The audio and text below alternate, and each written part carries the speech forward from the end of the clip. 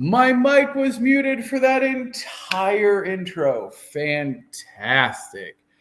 Thank you very much, Jacqueline. Let's try that again.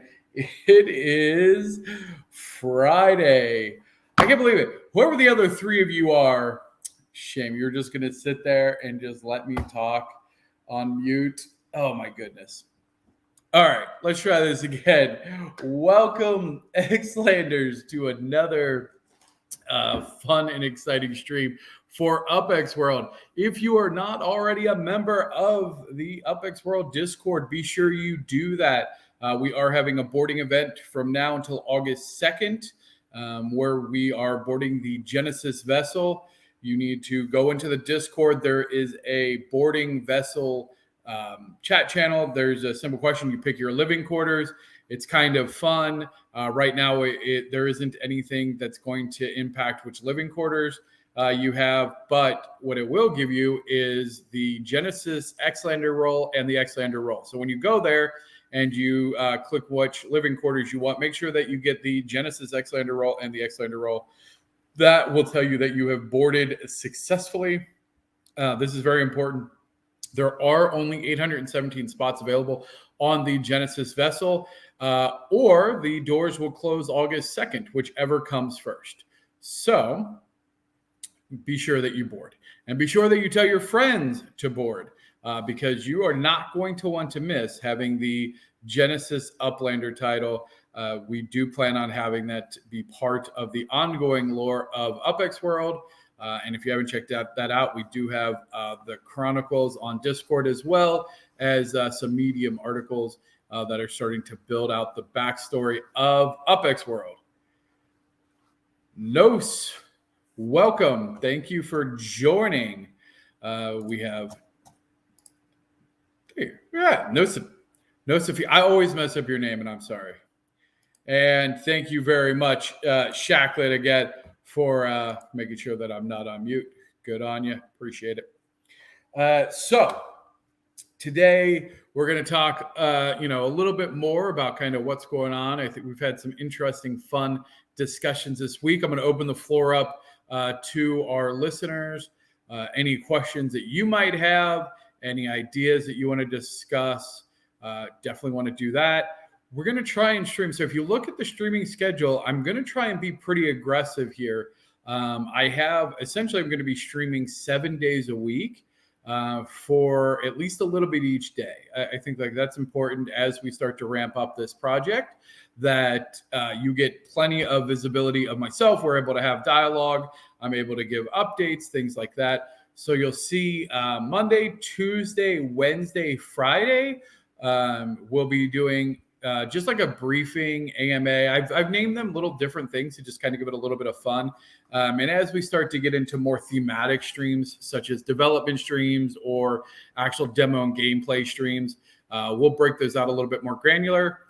Thursdays, I do the Upx Podcast, which is the Upland Property Expert. So that's a podcast dedicated to Upland, which is the layer 1 that we are primarily working with here at Upx World. So be sure to check that out. That's at 8:15 Central Time every Thursday. And I'll try and host it on this channel as well. I got to figure out how to make all that work. And then Sunday is going to be our weekly recap or our weekly briefing. This will probably be the more important one. If you could only make one stream, or you're only going to watch one stream a week, which is fair, it's a lot of content. Make it the Sunday readout, because that's going to give you a recap of the week, as well as a look forward to what's ahead. Now, that being said, you're able to consume as much or as little of this content as you want. I do want to make sure that I make myself available to the community to answer any questions through interactions. Also, if you would like to appear, and I got my face icon. There we go. If you would like to join me on the broadcast, I'm open to having guests. By all means, if you want to come on, talk about kind of what you want to see in a layer 2 platform, and maybe if you have specific questions about a project that you're working on and how we might be able to integrate it together, or just walk through anything, we're more than happy to have that. All right. Hey, we got Maze in the house. Maze, welcome. Oh, Relics. What up? Relics in the house. Relics is doing some cool stuff. I think we talked about earlier this week, getting Relics, being a part, doing some cool stuff in Rio for Upland. So for those who may not be familiar, or maybe this is the first time viewing, this is Upx World. Upx World is a layer 2 platform built for Web 3 that's looking to kind of give other metaverses and NFT projects a platform of gamification and utility. Upx World itself is not a metaverse, actually. We call ourselves a meta multiverse, because what we are doing is we're actually making a multiverse out of the current metas. So we take a metaverse like Upland and then split it infinite ways. And each one of those splits or instance is called a metaphase. And that metaphase has its own unique properties and sizings and attributes that we can kind of control and dictate at layer 2. This allows a tremendous amount of flexibility and extension of your layer 1 assets, being NFTs, into a layer 2 that's going to be mass market available. So our goal is really to help bridge that gap. Right now, there's a really strong asset like metaverse and NFT projects, but it's all kind of swirling in the same ecosystem. It's really yet to kind of breach that mass market. And I think that's ultimately where Web3 needs to go for that large adoption. Upx World looks to help start to bridge that gap. So by bringing a gamification layer on top of Upland, and not just a single app or a single utility, but an entire platform that we're going to allow other developers and creators into to create content, game, utilities, etc. And not just for Upland, but for other metaverses, for other blockchains.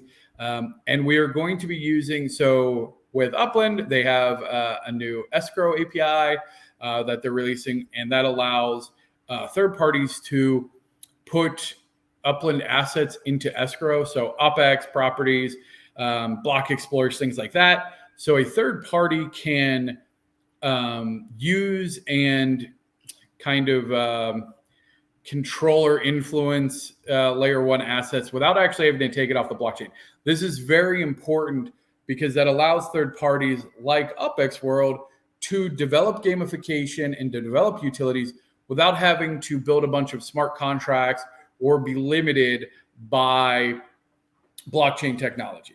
So right now, one of the big limiters of game development in the NFT space is the smart contracts and trying to manage the number of transactions and things like gas fees and stuff that you would have to pay when you're doing all of these transactions. So with Upx World being built on top of that, we naturally just don't have those issues because we aren't dealing with the blockchain. We're just adding value to layer 1. Look at that. All right, we got get some good participation. I realize it is Friday. People are just getting off of work. So I'm hoping that we do get some people here. Yesterday, so if you didn't get a chance to check out the Upx podcast that we did yesterday, we did talk a little bit about it. Honestly, you should just go check it out because it's a good broadcast. But there was an idea that came out, and this is one of the things I love about this project is as we continue to come up with ideas and we collaborate as a community, we're really building this platform as something that we want, right? So when we talk about, what's next, et cetera, one of the things is how are we leveraging different types of NFTs? So let me actually do this. I'm going to pull up some stuff here. I like to probably share. It's a little bit more, I don't know, more fun, I guess. Here, do I want to share the whole screen? Yeah, that's fine for now. Oh, that's so bad, though. Okay, so. All right. So this is when we're talking about the meta multiverse. So again, that is what we're calling Upx World. We're not considering it a metaverse. To me, a metaverse needs to be built on the blockchain. Like those dApps, NFT projects, like they're all built on the blockchain. That's the core principle of them. Upx World is not built on the blockchain. It is going to be built on a MySQL database, either in the back end will be cloud hosted with a Unity front end. It is going to be a true game. It's going to be mobile friendly.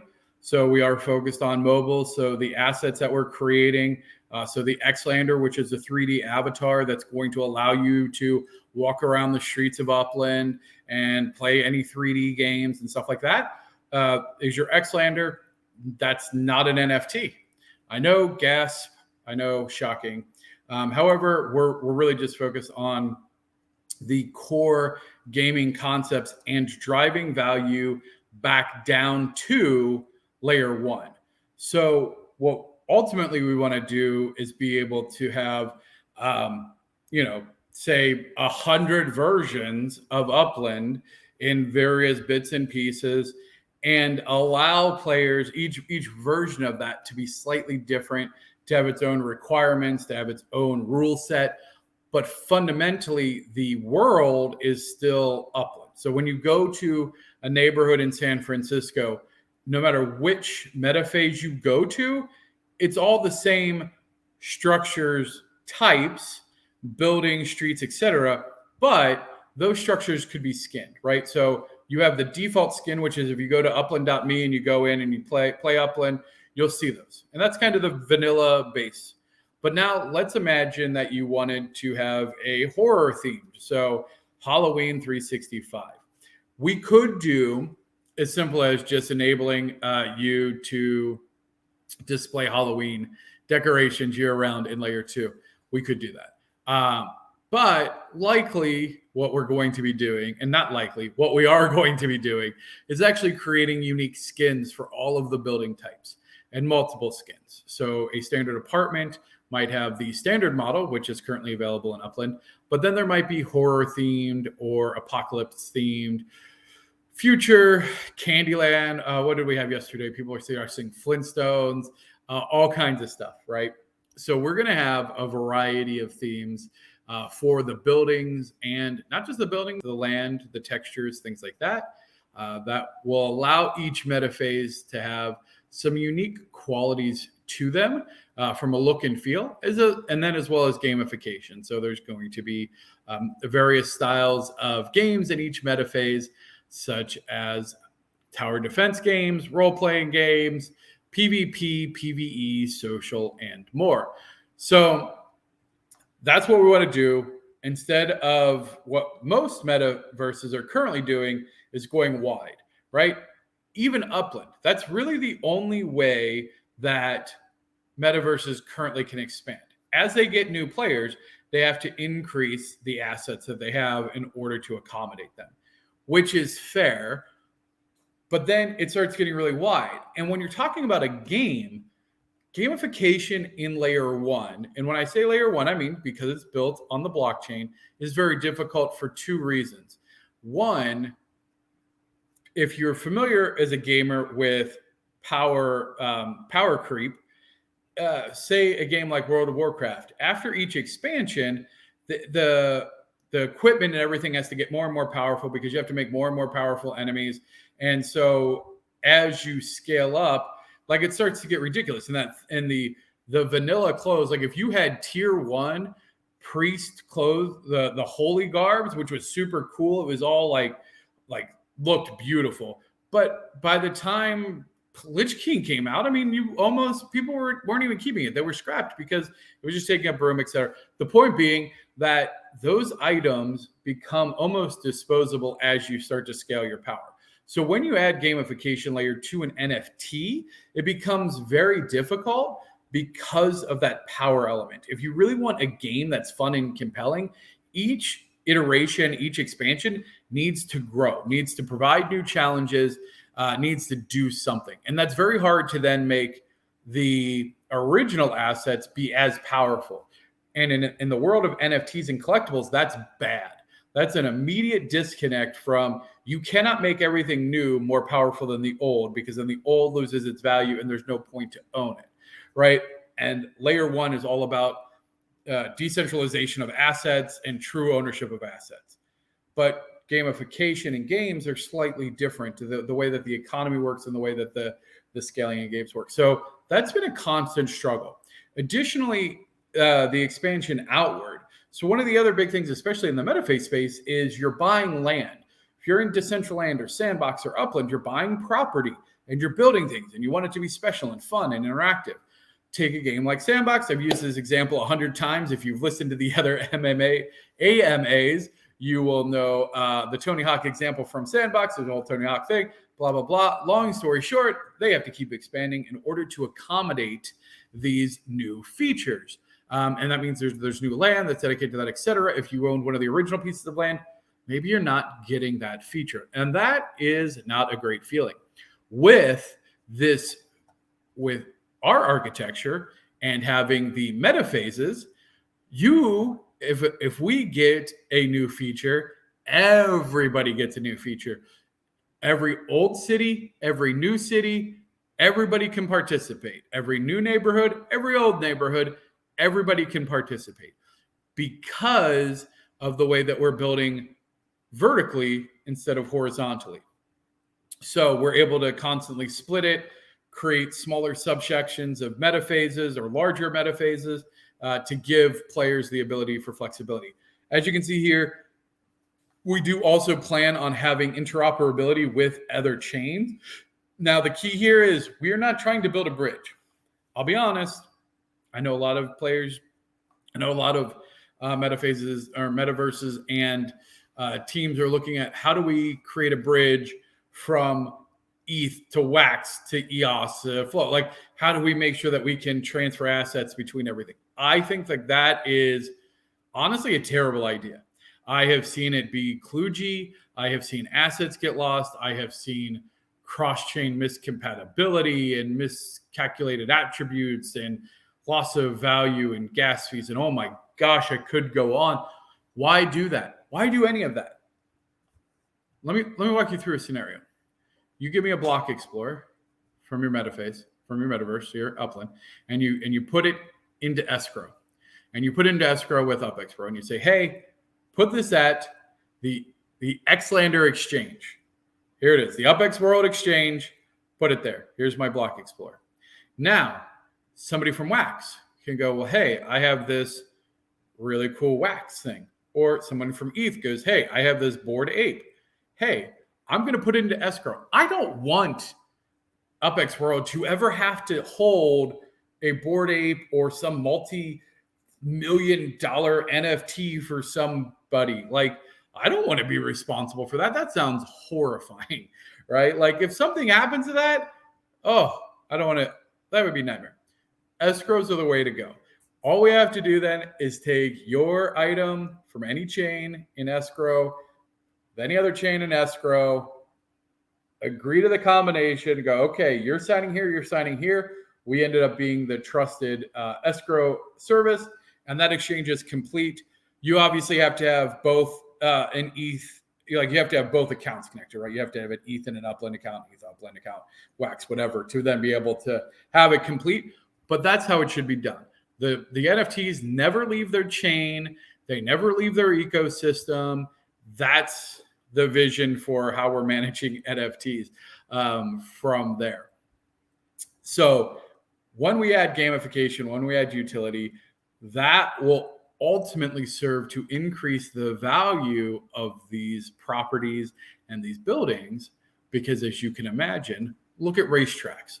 So if you look at Upland's racing, that is the first layer 2 application that's ever been created for Upland. And I'll call it that, a layer 2 application, because when you go into it, it actually opens up a separate, I believe they also use Unity rendering, and it's a racetrack. It looks like Upland. All the buildings are the same, and they are. You can actually see all the way down to the meta ventures and the flags and the colors, everything. It's identical. It is the exact map of that. So that's really the first layer 2 application. And what we saw there is if you owned a property on one of those racetracks, what happened? It was a lot of value, right? Like that becomes something because people can see it.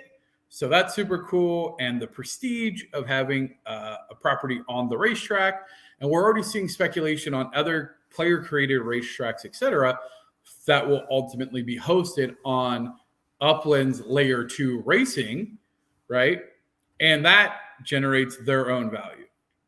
So what we're going to do is we're taking that, but instead of creating a single application or a single game, we're creating a gaming platform, right? So we're going to create the ability for players, communities, developers, and anybody who wants to be able to come into Upx World, be able to, we'll hopefully have some like starting metaphases and applications to get you going. If you've ever played like Roblox or anything like that, you know like that concept of being able to like start with the mini game, etc., and then tweak parameters. We'll also have professional services available. So if you are a community leader of a large, maybe a conglomerate or network that maybe has some funding behind it that would like to create something very unique, we want to be able to offer those kind of services as well. But the big thing here is we are all about, if layer 1 is about decentralization of assets, layer 2 is all about decentralization of revenue streams. And that is incredibly important. If you are in this, if you're in this ecosystem for wealth generation, that is ultimately the goal, right? Passive income is wealth. Like, that's why in this recession, Upland is doing so well, because they're still giving you 14%.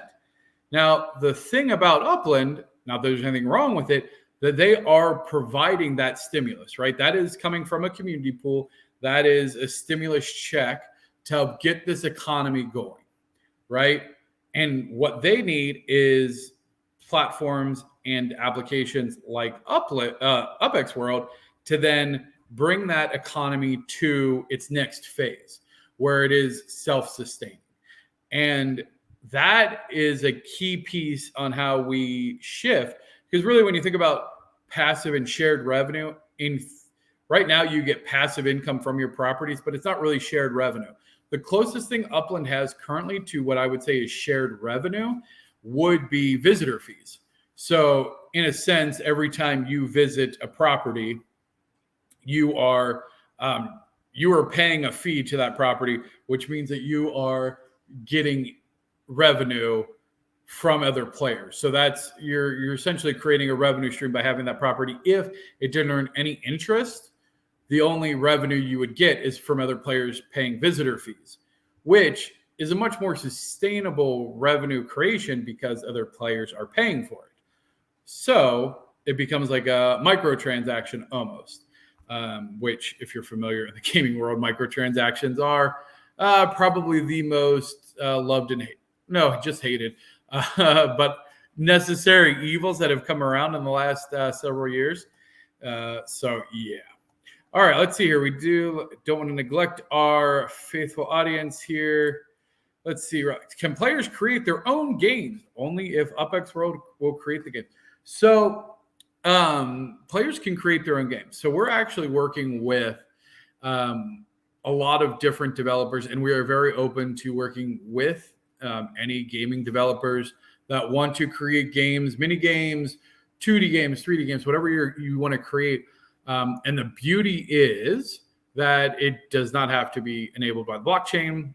We do probably prefer Unity, and we would look to integrate it directly with the platform.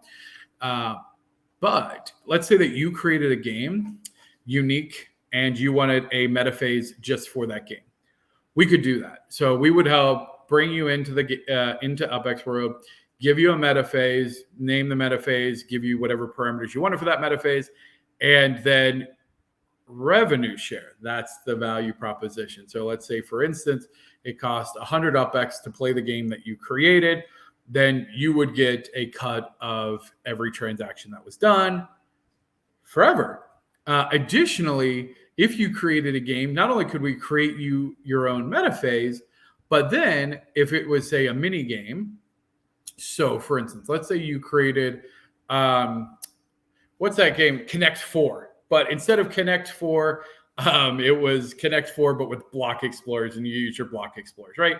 That's something fun and simple. And, maybe each player, pays 1,000 Upx, and then the winner gets 1,500, and then 500 goes towards, the game and the overhead, right? Something like that. Well, then we could put that in, and then that might be an unlockable. So we're going to have social kind of like Guild Wars metaphases. So those are going to be larger metaphases that encompass the entirety of Upland for some of our global metaphases. And in there, neighborhoods will actually compete to level up through experience and PvP and different activities, and be able to earn experience and then unlock in-game perks or as a guild or individual, be able to buy, say, mini games through our Upx World Arcade, which would be, that's where all the mini games will be hosted. And then at that point, if you're the creator of that mini game, guess what? Revenue share. That's right. So it's a very exciting time, I think. And I really am looking forward to seeing. I'm trying to switch screens here. Really excited to see how that goes. Let me show. If you haven't seen, let me walk through. I keep saying revenue share, and I want to give an example specifically. Not because the game, I think the gaming piece is pretty straightforward. Like, you create a game, we host it in arcade. It would be very similar to like you create in iOS app, right? So you create the Apple app, you publish it to the iOS store, and then every time it's done, you get a cut of it, etc. That's pretty standard. Like that's the industry right now. But let's talk about in-app purchases. So while it is true, like, okay, cool, you can make an app. You could create, say, the Flappy Birds of Upx. I mean, that would be, we actually joked about that, of having like the pipes be apartment buildings, and then you can select your Explorer and just have it jump around, stuff like that. What up, Humble? Welcome to the stream. But let's talk about in-app purchasing, because microtransactions and in-app purchasing makes up the majority of gaming revenue, along with, say, like subscription services and stuff like that. But major games now are really leveraging microtransactions and in-app purchases to kind of an unprecedented amount. And at first, I mean, there's still resistance. Like, let's be honest, no one loves it because it takes a free game or a 99-cent game. Let's take Upland, right? Upland's a free game, and then it ends up paying tens of thousands of dollars. Or if you're our buddy, Big A Abdullah, then you might be dropping millions on this game. Sure.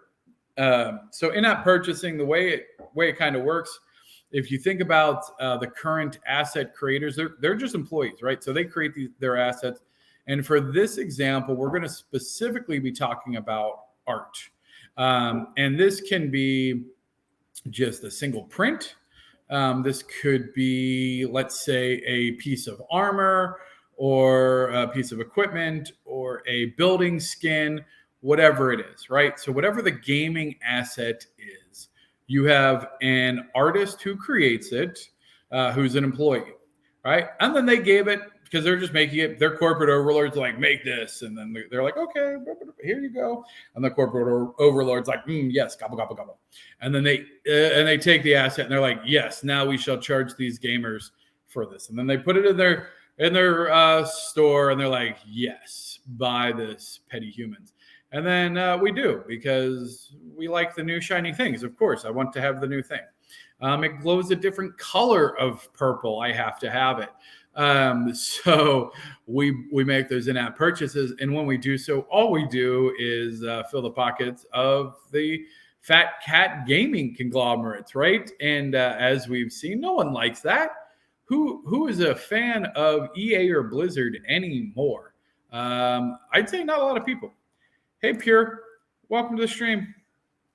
And so what we're looking to do is change this. And so, again, I'm going to keep repeating themes because I really want it to sink in with the community. And hopefully if you hear it multiple times. Oh, hey. No, I thought you were Dizzy Ditsky, but you're not. You're DY. Well, hello either way. Ditzy. You're Ditzy Ditsy. Any relation to Dizzy Ditsky? Anyway, sorry. So this is the current. And again, layer 1, decentralization of assets. Layer 2, decentralization of revenue streams, specifically in-app purchases. So let's look here. So Upx World in Web3 is going to change this. So this line here, this little blue line, is the layer 1, which is over here, and then layer 2, which is Upx World over here. This is the current layer 1 space. When we talk about metaphases and NFT projects, you have, and I'm going to call them players, because the whole point here is that players can be any role now. You don't need a corporate overlord. There are no corporate overlords in this model. They're all players. We are all players. I am a player just like you. And so what we are looking to do is create, and this is different. This is not a DAO. So, and some of the questions I've been getting lately, like, oh, is Upx World a DAO? It is not a DAO. We are not decentralized. We're not a decentralized organization.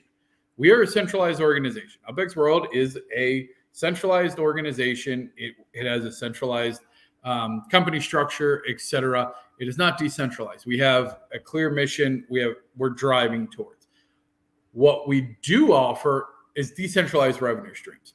So, player creates an asset. So this is what they currently do. You make a fun NFT, and cool. Then you sell it. Maybe you sell it. And then that person holds it, and maybe they sell it. And that's kind of what you do. Maybe there's a little bit of game to play with it, but for the most part, there's not a lot you can do with it. And you really can't earn true passive income. Now, there are places that allow you to stake your assets.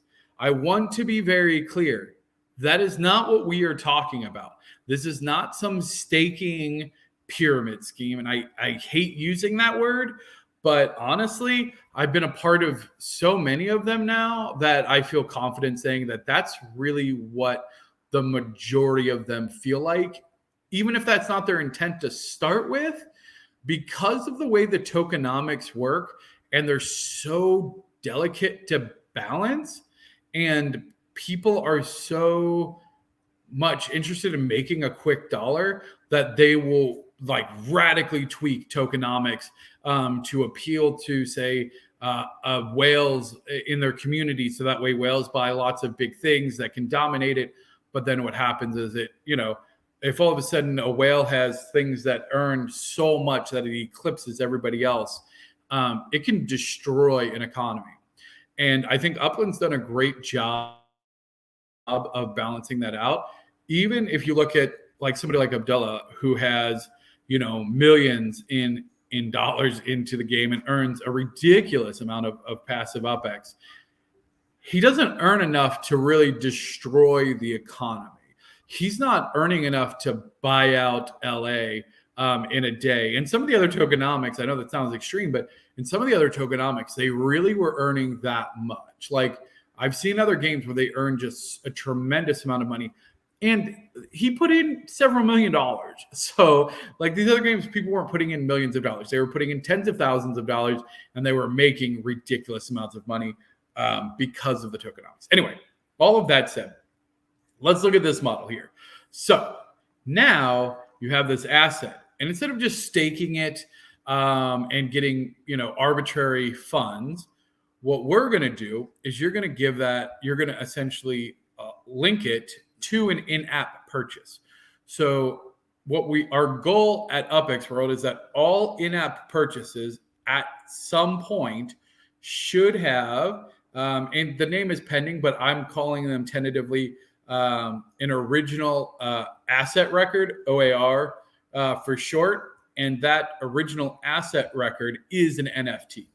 So if we look at this model, in this, a player has created this really cool, abstract design, right?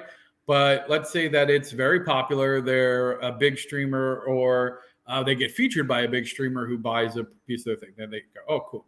So now they've put it at this market, and they've said, okay, hey, I would like my image to appear as a poster that somebody can put up in their house, or as on a coffee mug that they can put on their desk, or as a shirt that their Xlander can wear, right?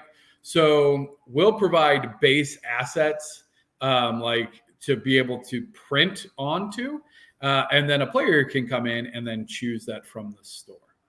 Now, when the player makes that in-app purchase now of buying that individual item, instead of that money just going to the corporate overlords, instead it will actually be split between the original asset record holder. So that would be the NFT owner. It would be split between the vendor who is selling that wares, and likely that would be the property owner inside of Upland. So you now have somebody earning passive income off of their NFTs and art, and you have someone earning passive income off of their property. And now they don't have to create anything themselves.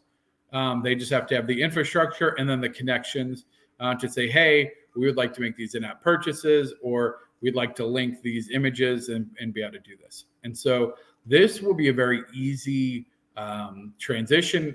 It will not be technical for players to be able to interact and do this.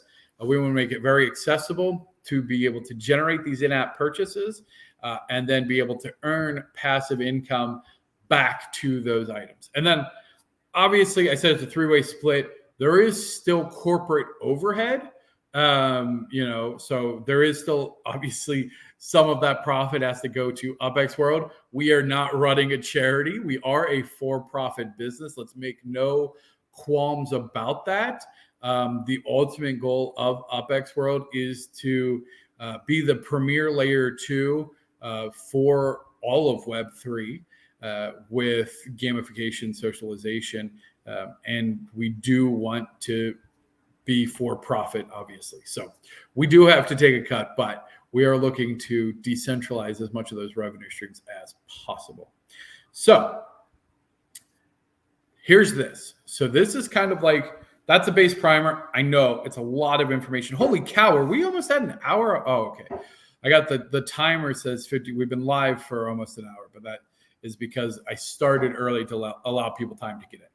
Okay, so I know that was a lot. And so before I go to the next expansion of this, which we kind of just started talking about yesterday, is there any questions, comments, thoughts on the decentralization of revenue streams? I put on some timer music. I know there's a bit of a delay in Twitch, so I will wait. Okay. So I don't see any questions. What's the magic word? What magic word? I missed something there, Humble. I'm sorry. You have to tell me what's the oh, please? Do I have to? Are you saying that you just say that? You say please? Any questions? I'm very confused. Docky Jones in the house. Thank you, brother. Okay, so do we have any music aficionados in the house? I don't know if we have any music creators. So this is going to be one of the next forays that we talk about. And so in the music industry, NFTs obviously are I think they're taking back the scene. I think it's been a really interesting, if you look at the journey of licensed music and music in general, being, on hard media and then transitioning to digital media and then digital piracy and then, the streaming services. And now this new iteration in NFTs where the artists are kind of taking back their power and being able to connect with individuals, etc. It's a really fun journey. And I think NFTs and music and stuff like that are a great combination. But how do we take that and put it in this model?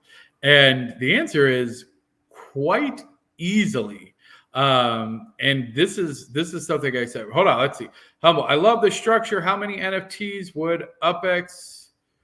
How many NFTs would Upx take off the 10? I don't know what that means. I don't know. Sorry, I don't know what that means. I love the structure. How many NFTs would Upx take off the 10? I need a little bit more clarification on that, Humble, but I would love to answer that question. Okay, so music. Let's say that you have, and full disclosure, like I'll give credit where credit's due. Well, to be fair, all he did was talk about music. But Dr. Nobody, his real name is Dr. Noby, but I like to call him Dr. Nobody. That's a whole thing. You have to go back a long time to find that inside joke. But Dr. Nobody was previewing a track. He was a music track he was making for, I think, the racing game, to be able to like play during racing, because there's no sound in Upland, right? And that's when it hit me like, well, the meta phases should have music and the game should have music. And then I was always a big fan of GTA, where you get in the car and you had like radio stations and you could have your own soundtracks and things like that. So imagine in Upx World, you'll have like soundtracks, and artists will be able to contribute music to the general library for passive play and etc. However, in a very similar way to this, but it'll be streamlined because there won't be a bunch of variations, right? You'll have a music creator create a soundtrack and then be able to offer it as an in-app purchase, where that player, if they like that song, could say purchase that and then start their own Upx World soundtrack. So that player could then get a copy of that song to then play in any meta phase, not just say the meta phase that song is linked to. And then that would go to pay royalties back to the artist. Or because because it would be attached to the NFT, that artist could technically sell that individual LP to somebody else, and then they could get passive income off of a song, and the artist could get a lump sum, one-time sum, lump time sum. Anyway, they could just get a single payout if they wanted to sell that NFT that was the underpinning to the in-app purchase. And I'm going to draw up some architecture that kind of outlines that a little bit more here this weekend. I want to be able to get some more visuals. This was just the first one I put together to kind of start to have that dialogue. And so, yeah. Also, if you're a PowerPoint whiz by any means, hit me up, because I'm starting to like sketch things in notebooks, because like the information is coming in so quick. I'm trying to just capture it down, and converting it into usable slides is quite a task. All right. So let's see here. Humble says, say I develop a skin. Do I keep all 10 NFTs? Does Upx only take upfront payment? Oh, okay. Well, so you really only create one. You can create. Are you talking that you create like, it's because there's 10 buildings and you create like a monster theme, right? So you create oozing building. Let's say that it's the Humble Life oozing building theme. And so you've just taken all of the upland buildings, but now you've like put ooze and slime, and it's for a meta phase that's overrun by a blob monster. And so you have to take your X-Lander into this meta phase, and you defeat blob monsters to earn points or something, right? So it's very thematic. And so now you've created this really cool skin for the buildings that's used in this meta phase, and now it's offered as an in-app purchase. Does Upx only take so if you're saying Upx, I'm assuming when you say Upx, you mean Upx World. If you develop, we don't keep any of this. We don't keep any of the NFTs. You keep all of the NFTs forever, always. Upx World does not take any NFTs. Upx World does not take anybody's NFTs ever for any reason. Those are always the players' NFTs, the owners' NFTs. The entire purpose of this is to then leverage those assets for the creation of in-app purchases and essentially the gaming layer, right? So all of those layer one assets are essentially all of the gaming assets that'll be used in the layer two game. So we wouldn't take any of the NFTs. And in fact, it's not even taking upfront payment. We actually can potentially pay you upfront as well. Like, so there's different things. It depends on on kind of what you're bringing. But like right now, there's a bunch of bounties where we're paying out bounties for creation of assets. Now, that being said, there are some assets like promotional items that we give away that aren't for in-app purchases, at which point the Upx World Corporation would pay those players to generate those assets. And then we will eventually have our own in-house dev team. But we're working on a couple things there as well. But I'm not yet ready to reveal how that'll work. But it's pretty exciting as well. And the only reason I don't want to get to it is because I'm going to try and stick to that hour. So I want to try and at the top of the hour, I am going to stop. I'll be over at Discord though, if you want to continue to chat.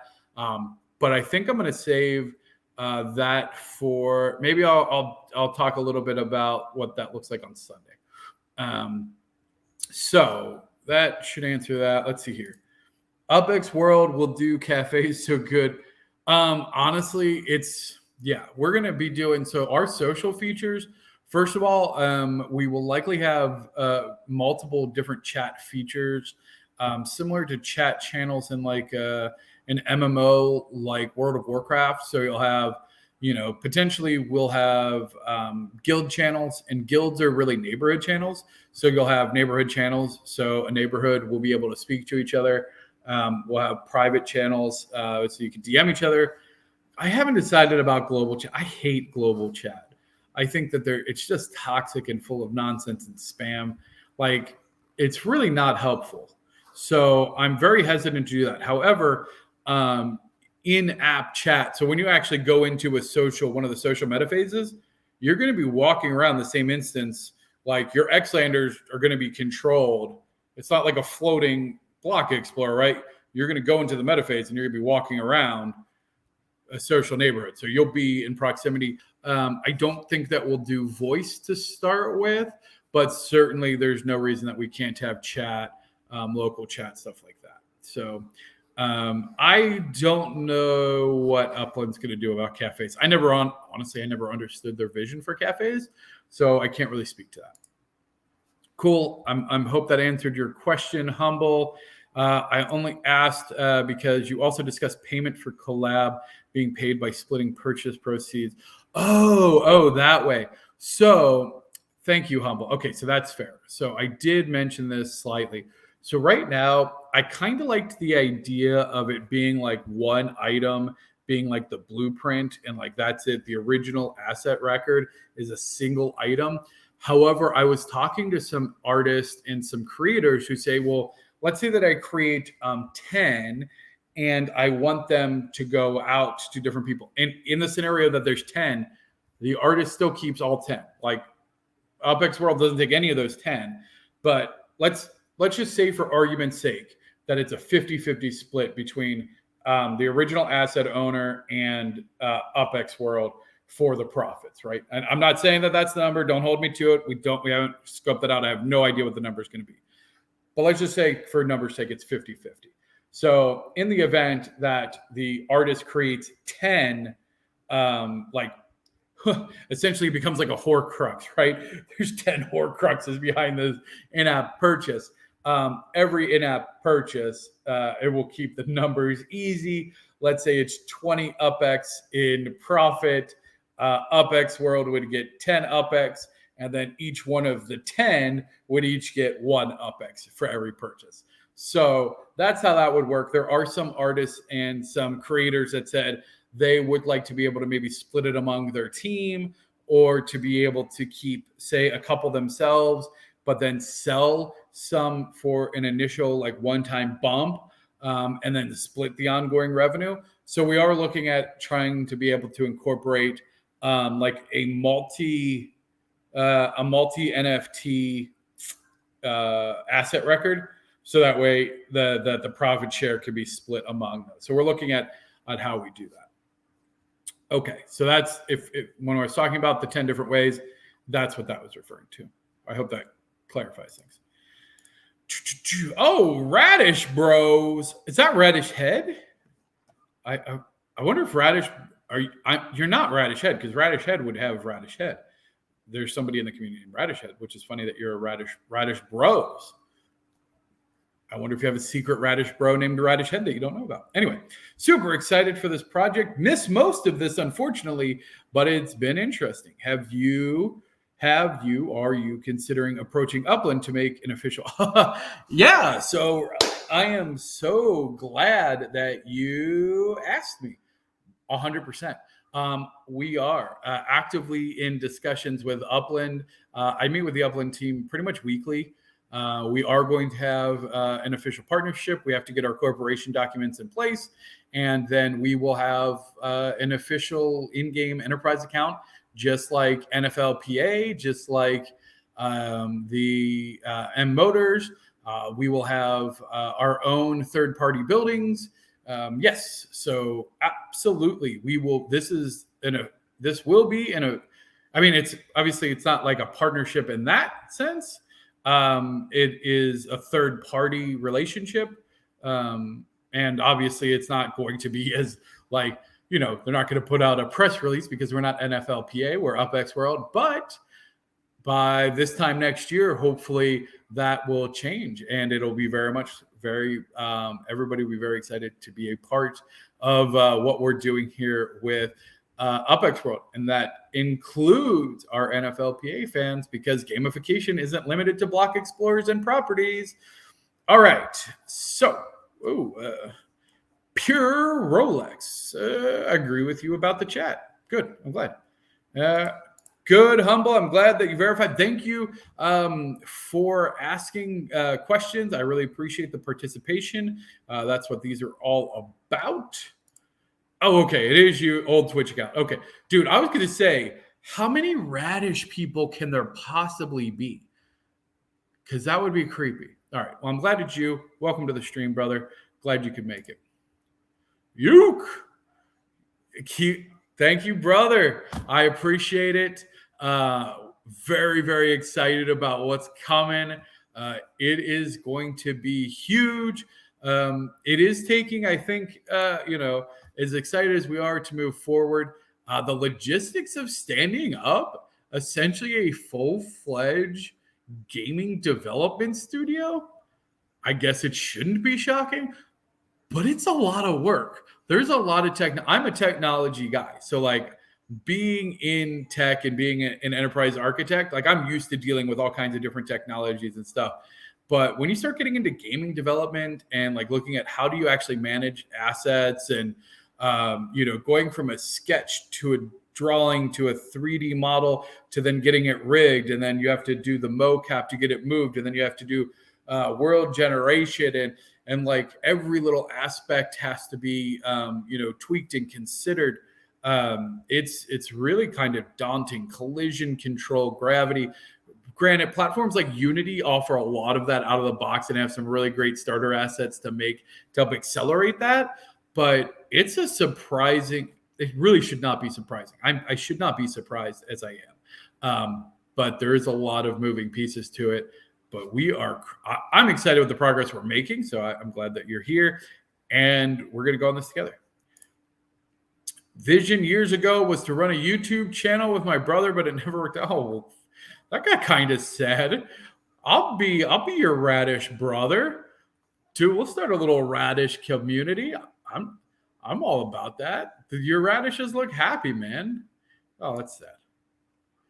All right, cool. Well, we got 3 minutes. Again, I am going to try, because we're going to be streaming every day. I have a stream every day. If you look, I'm either going to be streaming here or the Upx Podcast, mostly at 5 p.m. Central. Saturday morning, we have an 8 a.m. Central time to kind of accommodate the other side of the planet or our early birds, US. And Sunday, we do our weekly recap. That's at 5. And then Thursday, we are not here at 5, but the Upx Podcast, which is dedicated to Upland, is on at 8:15 Central. There will be radishes in Botany Bay. Yes, Mars Buggy. Let's make that happen. If you know about the So follow up on the secret. I think this was a secret bounty from 2 days ago. Now you guys need to get on this.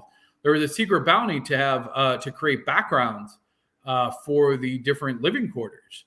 I think if there's not a radish in the Botany Bay background, that's a missed opportunity. I'd like to see that.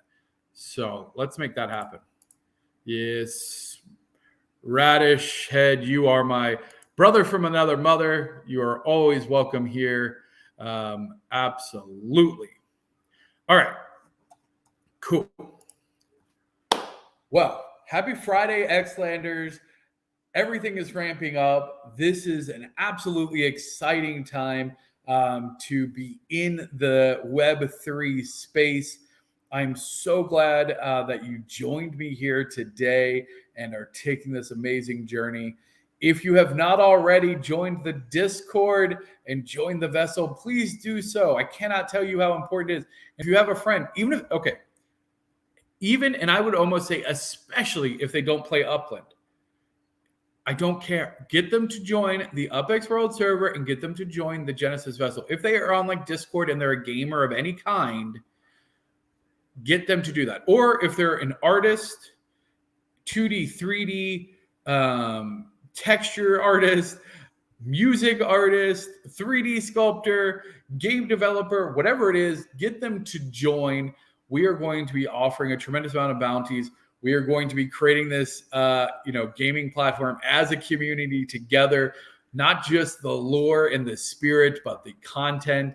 And we are going to ultimately be able to all share in the revenue and be able to, for us that are participating actively in Upland, generate additional value for our Upland assets. And as we bring in other projects to generate additional value for those assets. So please invite them, get them in the Genesis Festival. I cannot stress this enough. We are going to have all kinds of really cool Easter eggs, and the Genesis Xlander in 5 years, when there's 1 million people playing, God, I hope we have more than 1 million people playing in 5 years. That's a really low number. I want 1 million people playing this in 18 months.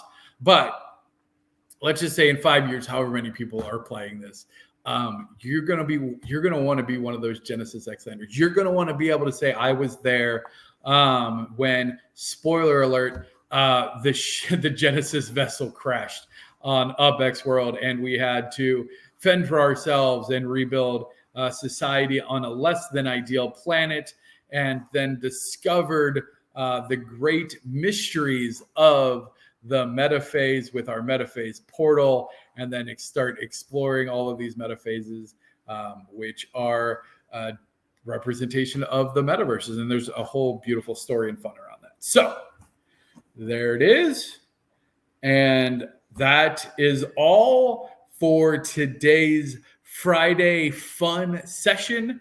I really appreciate everyone who joined in today, and we will be back live tomorrow, 8 a.m. Central will be our next broadcast. So I hope that you tune in then. All right. Thank you very much. Cheers.